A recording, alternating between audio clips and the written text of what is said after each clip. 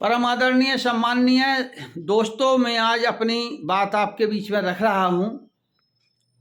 मेरी धर्मपत्नी श्रीमती प्रभा देवी जो पहली पत्नी है, उसका जन्म चैत की नवदुर्गा में हुआ था और चैत कुंवार की नवदुर्गा में उसका निधन हो गया। हमारे 4 बच्चे थे, वो बिना माँ के हो गए थे। ईश्वर की कृपा से हमारी धर्मपत्नी ने हमको सपना दिया। हमारे सपने में आकर उन्होंने कहा कि तुमने जिस प्रकार से पत्नी का मान सम्मान करना चाहिए वो नहीं किया है, इसलिए हम तुम्हारा साथ छोड़ के चले गए, लेकिन तुम्हें हम अकेला नहीं छोड़ सकते, हम बच्चों को माँ देंगे।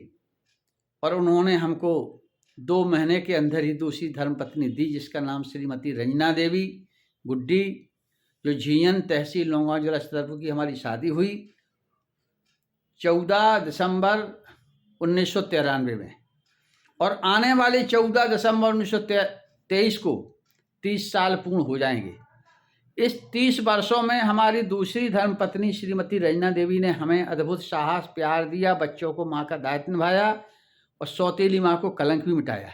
तो ये भी बहुत अद्भुत और आश्चर्यजनक बात है कि दूसरी धर्मपत्नी जिसके किसी पुरुष के 4 बच्चे हों और बच्चों का पालन पोषण एक नई लड़की आके करे, असंभव काम लगता है।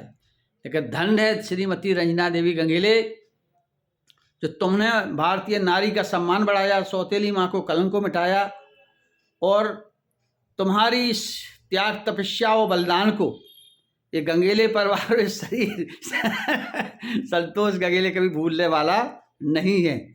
हम जन्म जन्मांतर की ईश्वर से प्रार्थना करते हैं कि आप भारत की पूजनीय वंदनीय नारी के रूप में अवतार लें, धर्म की अलग जगाते रहें और इसी प्रकार से मातृशक्ति, मातृ वंदना और मातृत्व का प्यार लुटाते रहें। और महिलाओं को सीखना चाहिए कि जिस प्रकार से श्रीमती रंजना देवी गंगेले ने सौतेली माँ को कलंक मिटाकर पहली पत्नी के 4 बच्चों का पालन पोषण किया, उनको सम्मान दिया। अगर किसी के साथ कोई घटना घटती है तो ऐसा ना करें कि जिससे समाज कलंकित हो, नारी समाज कलंकित हो।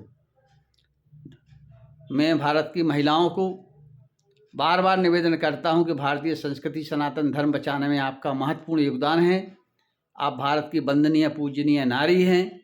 अपने चरित्र का कभी भी पतन ना होने दें, चरित्र में कभी कलंक ना लगने दें। कितनी ही आपको कठिनाइयाँ, तपस्या, त्याग करना पड़े, हमारे भारत का इतिहास है।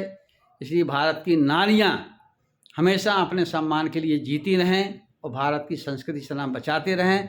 हम भारत की प्रत्येक नारी के चरणों में अभिनंदन वंदन करते हैं और संतोष गंगेले ईश्वर से प्रार्थना करते हैं, जो भी भारत की हमारी बहन बेटियां हैं वो अपने चरित्र निर्माण में अपना त्याग, तपस्या, बलिदान को याद रखेंगी, अपनी संस्कृति संस्कारों को याद रखेंगी, अपने कुल परिवारों को याद रखेंगी और अपने पति को किसी भी तरह से 99% मनाने पथाने की कोशिश करें, उनको सही मार्ग पर ले आएं।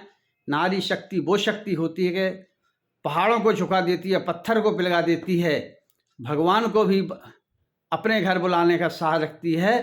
तो इस प्रकार से आप अपनी शक्ति का उपयोग करें, क्रोध न करें, गुस्सा न करें और बहू बेटी में अंतर न समझें, बेटियों का सम्मान करें, पति को परमेश्वर मानें, परिवार संगठित रखें, साहस के साथ काम करती रहें, संगठित रहें और संयुक्त परिवार प्रथा की पुनः लागू करें, जिससे कि हम एक संगठित होकर अच्छे परिवार का निर्माण करें। जय हिंद, जय भारत।